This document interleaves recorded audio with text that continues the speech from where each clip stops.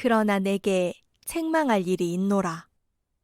자칭 선지자라 하는 여자 이세벨을 내가 용납함이니 그가 내 종들을 가르쳐 꿰어 행음하게 하고 우상의 제물을 먹게 하는도다. 또 내가 그에게 회개할 기회를 주었으되 자기의 음행을 회개하고자 하지 아니하는도다. 네, 오늘 요한계시록 2장 20절 21절 말씀 우리가 함께 읽었고요. 이 말씀은 지난주에 나눴던 말씀을 잠깐 기억해 볼까요? 어떤 말씀이었죠? 어떤 교회였죠? 우리가 요한계시록 예수님께서 사도 요한을 통해서 소아시아에 있는 7교회에 주신 말씀들을 보고 있는데, 지난주에 두아디라 교회 이름이 조금 생소하지 않으신가요? 다른 교회들은 많이 들어봤는데 두아디라는 조금 생소하다는 느낌이 저는 있더라고요. 두아디라 교회에 대한 말씀이었고, 지난주에는 칭찬의 말씀을 나눴었죠. 칭찬의 말씀이 있고 두 번째 시간 되면 책망의 말씀이겠구나, 이런 생각을 할 수 있을 거예요. 자, 오늘 말씀의 제목을 이세벨이 있는 교회 두아디라 이렇게 적어놨어요. 이세벨이 있는 교회. 이세벨을 오늘 나눌 말씀의 주인공 핵심으로 보려고 합니다. 오늘 본문 말씀을 보시면 책망할 것이 있는데, 자칭 선지자라고 하는 여자 이세벨을 용납했다. 이것에 대해서 두아디라 교회를 책망하고 계신 것을 볼 수 있습니다. 그 얘기를 먼저 해보죠. 이세벨을 용납했다. 무슨 말씀일까요? 그리고 그가 자칭 선지자라고 하는데, 여성이라고 하는데 어떤 얘기들을 한 것일까요? 용납했다는 얘기가 책망거리가 된다는 것은 그 이세벨 잘못된 것이고, 그리고 이세벨을 용납한 것도 잘못된 것이다 말씀하시는 것이겠죠. 이세벨이라고 부르신 여성은 두아디라 교회에 있었던 이단자였다고 볼 수 있습니다. 그 이름 자체가 상징이 굉장히 크지요. 실제로 두아디라 교회에 있었던 그 사람의 이름이 이세벨은 아니었을 거예요. 구약 성경에 나오는 이세벨, 그 이름을 상징적으로 사용한 것이라고 볼 수 있습니다. 저는 이 말씀을 생각하면서 두 가지를 떠올리게 됐어요. 첫 번째는 예수님 당시, 그리고 예수님 승천 후에 얼마 지나지 않은 이 시대에 1세기쯤에 그 중동 사회, 그리고 로마 치하에 있던 로마 세계에 여성들의 지위라는 것이 그렇게 높지 못했다는 것을 생각해 볼 때, 교회에서는 그런데 선지자라고 하면서 여성들이 하나님의 말씀을 전하고 그 권위를 인정받기도 했다는 것을 볼 수 있는 말씀이라고 생각이 들어서 긍정적인 측면을 먼저 생각을 했습니다. 지금은 교회가 세상에 뒤처진 것 같고 손가락질 받는 것 같고 그렇지만, 거의 2000년의 기간 동안 교회는 세상에 앞서서 하나님의 가치를 가지고 세상을 인도했던 그런 모습을 보게 되고요. 특별히 계급차별이나 성차별이나 이런 부분에 대해서도 평등하게 그런 부분들을 인정하는 모습을 교회의 역사 안에서 볼 수가 있습니다. 그런데 두 번째 생각하고자 하는 것은 그 여성의 지도력을 인정하는 교회 분위기가 있었는데, 하필이면 두아디라 교회에 있었던 여성 지도력을 가졌던 사람이 이단자였다는 겁니다. 교회에서 지도력을 가졌다는 것은 사도나 이런 경우가 아니고서는, 사도나 또는 이제 목회자들을 감독이라고 부르기도 하고, 장로들도 목회자 역할을 하기도 하고, 이런 많은 용어들이 있는데, 그들 외에도 여성들이 예언자, 선지자라는 이름으로 지도력을 발휘하고 있었어요. 그러다 보니 그 중에 이상한 사람도 있었던 거죠. 자, 이 이세벨은 어떤 사람일까? 이세벨을 용납했다는 것은 뭘 어떻게 했다는 것일까? 이걸 좀 살펴볼 필요가 있어요. 근데 그 전에 이전에 다른 교회들에서 지적했던 이단의 교훈들 있죠. 발람의 교훈 그리고 니골라당의 교훈이라고 말했던 내용들 기억하실 겁니다. 그 경우하고 살짝 비교가 되지요. 그러면 이세벨이 영향을 미쳤던 악영향의 내용은 무엇인가? 성도들이 음행하게 했고 우상의 재물을 먹게 했다 이렇게 얘기하고 있어요.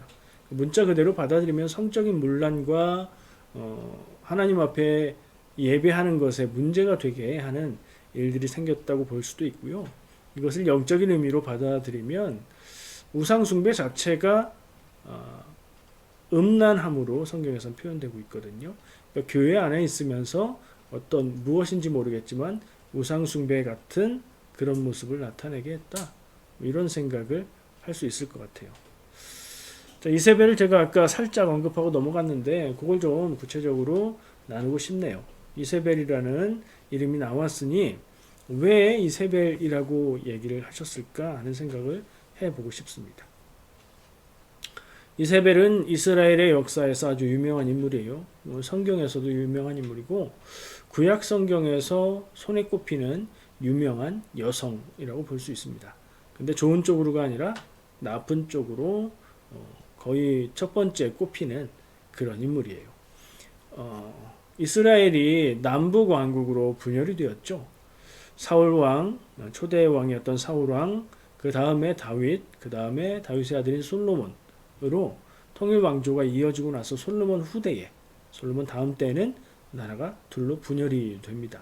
그 중에 북쪽 왕국 이스라엘에 있었던 7번째 왕이 있습니다. 그 사람이 이세벨의 남편인데요.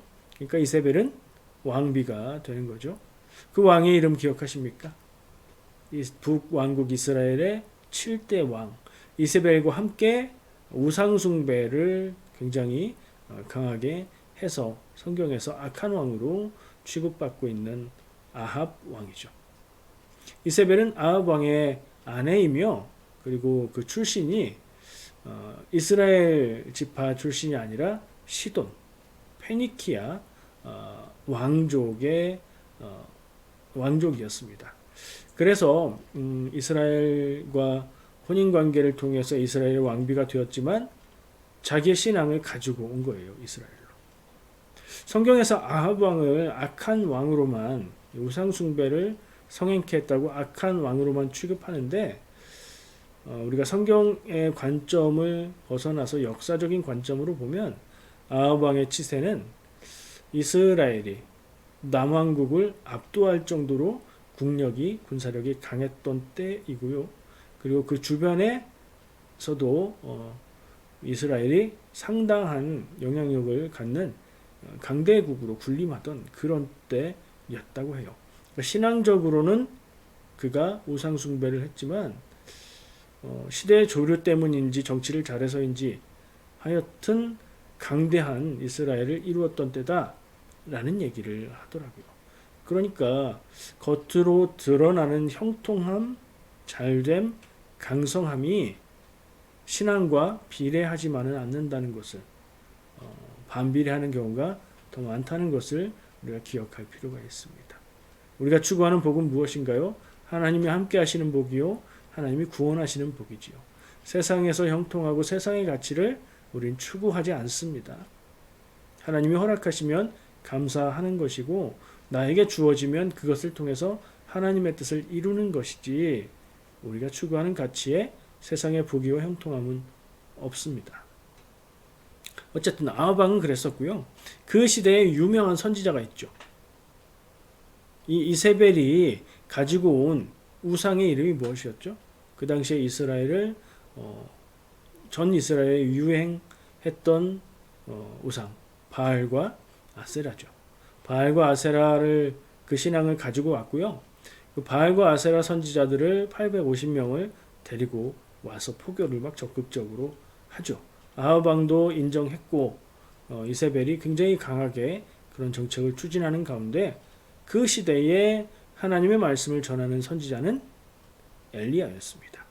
그래서 엘리야가 비가 내리지 않게 선언해서 예언해서 비가 내리지 않기도 하고, 그가 또 나타나서 바알과 아세라 선지자들과 대결을 하기도 하고, 그래서 그들을 다 몰살시키고, 그래서 또 이세벨이 그 엘리야를 죽이겠다고 하기도 하고, 그런 이야기들 기억하시죠? 바로 그 시대에 나왔던 그 인물, 그 이세벨을 지금 오늘 신약 시대에 와서 두아디라 교회에 있는 어떤 사람을 지칭하면서 주님이 두아디라 교회가 그 이세벨을 허용했다, 용납했다, 그냥 뒀다, 이게 책망받을 일이다 라고 말씀하시는 겁니다. 이세벨 얘기를 좀 더 하면요, 이세벨은 종교적으로도 이스라엘을 망쳤고요, 아합 왕도 그 종교를 따랐으니 아합 왕에게 종교적인 악한 영향을 미쳤고요, 그뿐 아니라 윤리적으로도 악한 영향을 미쳤습니다. 나쁜 사람을 만들었다는 얘기예요. 이스라엘의 왕인 고로 아합 왕이 하나님의 법을 모르지 않았죠. 그래서 나봇이라는 사람의 포도원이 탐이 났는데 나봇에게 포도원을 팔아라 그랬는데 나봇이 하나님이 주신 조상들의 땅이라 팔지 않습니다 라고 했을 때 아합 왕이 끙끙 앓게 되죠. 그것을 놓고 전전긍긍 하는데 아내였던 이세벨이 그것을 도와준다고 어떤 일을 했는지 기억하십니까? 사람들을 보내서 이 나봇이 하나님과 왕을 저주했다라고 거짓 증언을 퍼뜨리고 재판을 해서 이 나봇을 죽여버립니다. 그리고 아합 왕이 그 포도원을 취하게 하죠. 여러분, 아내가 남편에게, 남편이 아내에게 뭐 고민되는 거, 어려운 거, 문제를 해결해 주는 거 참 좋은 일입니다. 근데 잘 인도해야 되겠지요. 제가 자주 강조하는 말 중에 하나가 돕는 배필이 돼야 된다 이런 얘기하죠. 그리고 불의를 기뻐하지 않는다 이런 얘기도 하지요. 다 같은 일맥상통하는 이야기입니다. 내 가까운 사람, 내 사랑하는 사람, 나의 배우자가 고민한다. 그럼 얘기를 들어보고 하나님 뜻 안에서 옳은 길로 갈 수 있도록 조언하고 같이 기도할 일이지, 그 문제를 해결할 수만 있다면 어떤 일이나 다 해도 되는 것은 아니겠죠. 이세벨은 그런 사람이었어요. 아합을 여러 가지로 망쳤던 사람이고, 아합을 망친 것은 개인적인 영향으로 끝나는 것이 아니라 이스라엘 나라 전체에 악한 영향을 미친 거죠. 그래서 결국은 그 이세벨의 결국은 마지막은 어떻게 됩니까? 창밖으로 내던져져서 떨어져 죽게 되고요. 그의 시체를 찾을 수가 없을 정도로 개들이 먹어버렸다. 그런 결말을 보여주고 있지요. 그 구약 성경에 나왔던 이세벨을 신약의 두아디라 교회에 있다. 이렇게 주님이 말씀하시는 거예요. 아마도 이름이 이세벨은 아니었을 거고요. 그런 이름은 쓰지 않겠죠. 근데 말씀을 기억해 보면 말씀이 이 이세벨이라는 사람을 이야기하면서 굳이 여자라고 강조하고 있고요. 그러니까 이세벨이라고 이름 붙인 것도 여성이었기 때문에 그렇게 붙였던 것을 짐작할 수 있는데 여자라고 말하고 있고요. 그리고 자칭 선지자라고 했다. 그러니까 스스로 자기는 하나님의 선지자, 하나님의 말씀을 전하는 예언자라고 말했다는 거예요. 그러니까 이 이세벨이 구체적으로 어떤 나쁜 영향을 미쳤고 어떤 일을 했는지까지는 우리가 알 수는 없지만 그 말씀에서 알 수 있는 것은 두아디라 교회에 악한 영향을 미쳤고, 그게 말씀에는 음행과 우상숭배로 표현되어 있는데 그런 악한 영향을 미쳤고, 이건 그냥 상징적인 이단의 무리를 말하는 것이 아니라 구체적인 어떤 사람을, 그것도 여성을 가리키는 것이구나 라고 생각할 수 있죠. 자, 그런 이세벨로 여겨질 만한 사람이 두아디라 교회에 있었다. 그 사람은 악한 사람이라고 할 수 있겠죠. 하나님의 복음, 예수 그리스도의 복음에 반대해서 다른 말씀을 하나님의 말씀이라고 전하고 가르쳤을 테니까 말이죠. 근데 그 한 개인이 악한 것 그리고 그가 미쳤던 영향이 악한 것, 그거보다 더 심각하게 주님이 지적하시는 부분은 뭐죠? 그런 사람을 용납했다. 그런 사람을 내보내거나 처벌하거나 치리하거나 돌이키게 만들지 않고 그 사람을 그냥 두었다는 겁니다. 이게 심각한 문제라는 거예요. 교회가 잘못된 가르침, 잘못된 계시가 아닌 것을 하나님의 계시라고 말하는 그런 것들을 분별해서 금하지 못하고 그냥 두었다. 왜 그냥 뒀을까요? 여러분들 주변에서 볼 수 있는 교회의 현실들을 한번 적용해서 생각해 보시면 좋을 것 같아요. 저는 이런 상상을 해봤습니다. 상상입니다. 그 여인은 자칭 스스로 자기가 선지자라고 말했습니다. 선지자라는 말은 뭔가요? 하나님의 말씀을 받아서 하나님의 뜻을 대신 전하는 사람이죠. 그러니까 무슨 말이에요? 자기가 말하는 건 하나님의 뜻이라는 겁니다. 그때는 이미 신약 시대여서 신약 성경이 형성되어 있지는 않았지만 구약 성경이 경전으로 형성되어 있는데 하나님의 말씀, 성경에 근거하지 않고 자기가 무슨 얘기를 해도 그것이 하나님의 권위가 있다는 얘기를 하고 있는 거죠. 내가 하나님의 계시를 받았어. 하나님이 나에게 이렇게 말씀하셨어. 하나님의 뜻은 이것이야 라면서 무엇인가 전하고 얘기하고 가르쳤다는 거예요. 그리고 제 짐작에는 그의 태도가 굉장히 능력 있고 권위 있고 뭔가 남다른 점이 있었을 겁니다. 굉장히 신령해 보였다거나 그의 외모나 목소리나 삶의 모습이나 무엇인지 모르지만 사람들을 마음을 끌 수 있는 무엇인가를 가졌을 겁니다. 그렇기 때문에 그가 자칭 선지자라고 해도 이상한 말들을 해도 교회가 그를 제지하지 못했던 거죠. 사람들이 그를 추종하고 따르니까요. 하나님의 말씀과 하나님의 뜻을 전한다는 것은 상당히 두렵고 떨리는 일입니다. 성경 말씀을 읽고 바르게 해석해서 그것을 적용해서 전하는 일, 그것을 설교자들이 하고 있는데 마음속에 드는 생각을 그걸 가지고 하나님의 뜻이다, 계시다라고 말하는 사람들이 있습니다. 기도를 많이 하는 사람들 가운데 그런 경우도 있습니다.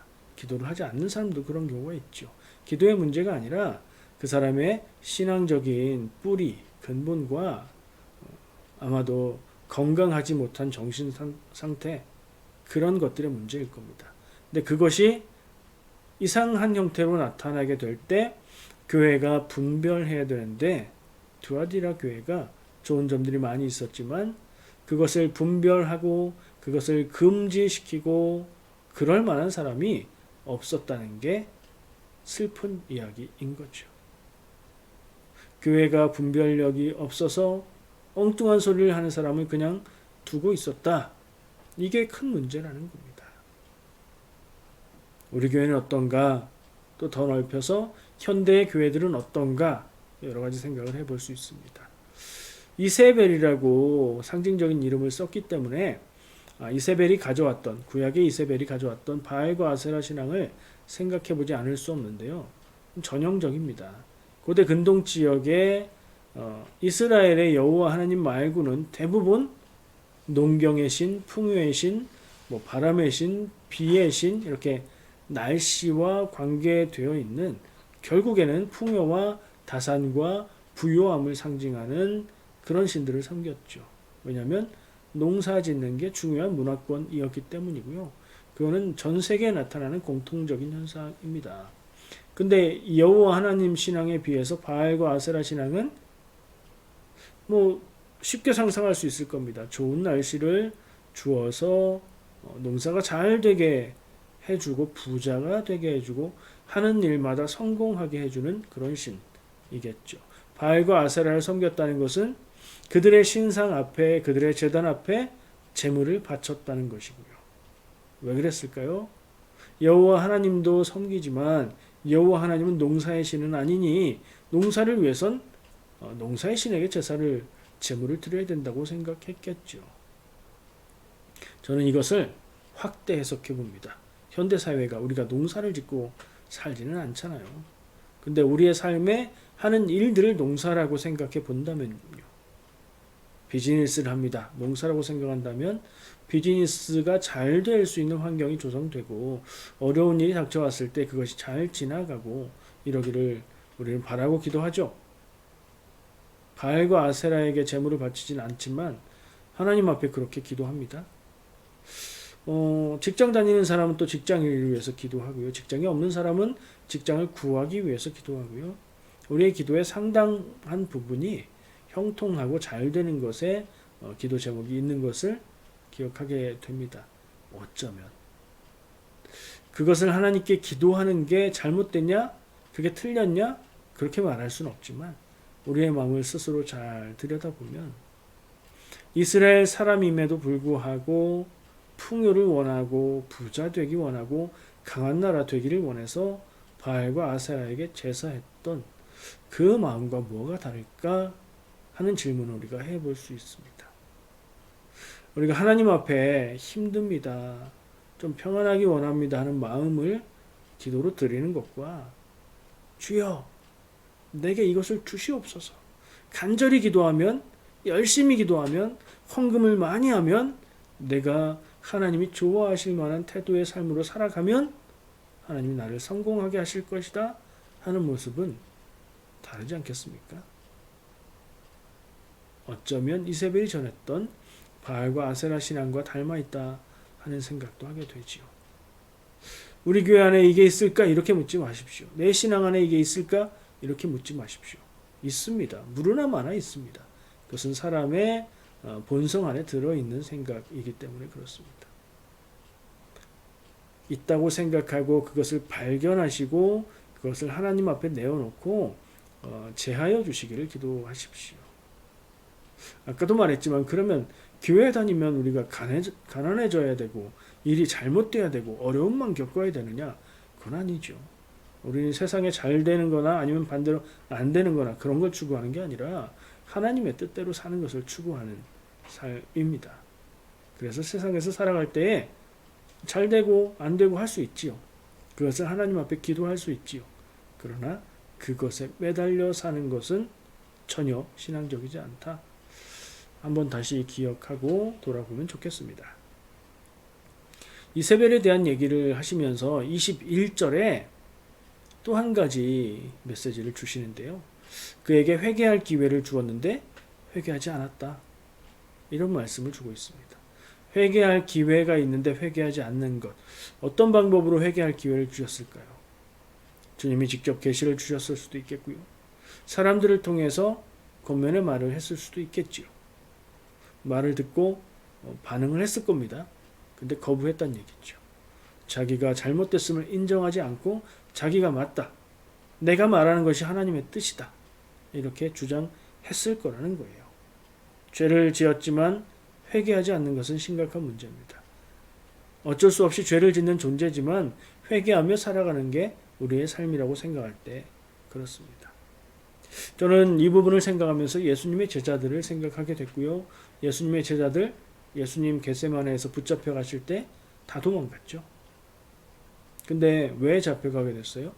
그 중에 배신자가 2명이 있거든요. 예수님을 팔아넘긴 배신자 유다. 예수님의 재판자리에 따라갔으나 나는 저 사람을 모른다 하고 3번이나 부인했던 베드로. 베드로도 배신자라고 저는 봅니다. 둘이 경중을 가릴 수도 있겠지만 저는 굳이 그걸 가릴 필요는 없다고 보고요. 둘 다 배신자였어요. 근데 그들의 둘의 최후가 어땠어요? 한 명은 자살해서 회개 없이 자살해서 죽었고요. 한 명은 회개하고 사명을 감당하다가 순교하게 되었다고 알려져 있죠. 그 생각을 할 때마다 저는 포기하고 회개하지 않으면 돌이키고 용서받을 수 있는 기회를 잃어버린다는 생각을 하게 됩니다. 유다도요, 끝까지 자기의 선택을 따라가고 예수님을 증오하고 그랬던 게 아니에요.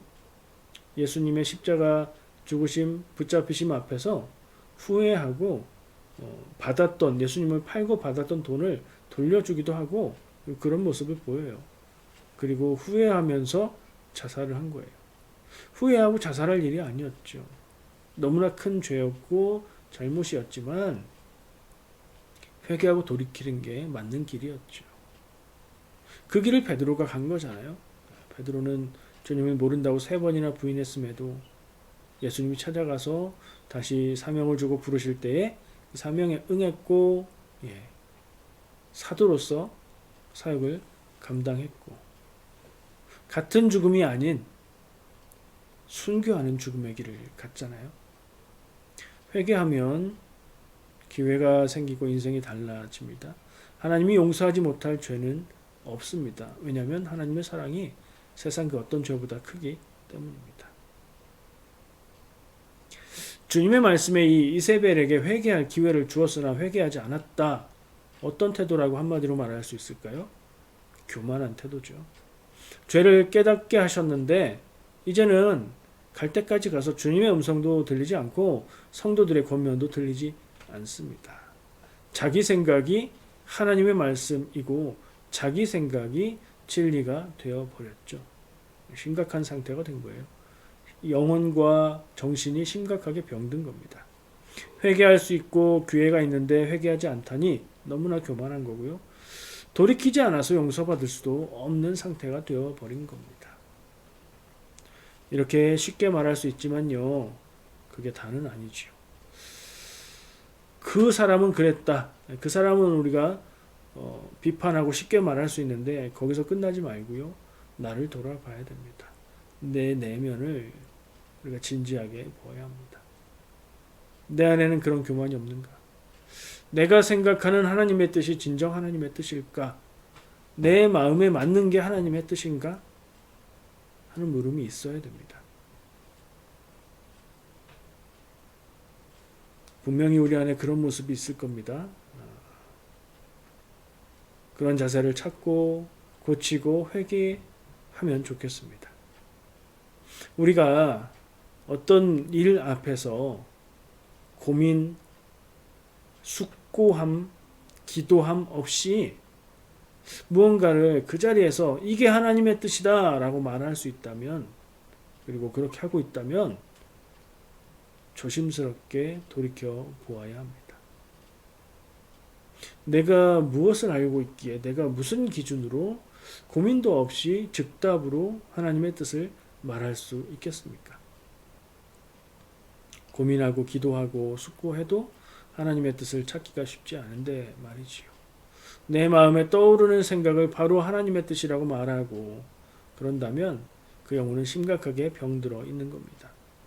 혹시라도 그렇게 말은 안 했더라도 내 마음속에서라도 그랬던 적이 있다면 스스로 깊이 성찰하고 돌이켜 보시기 바랍니다.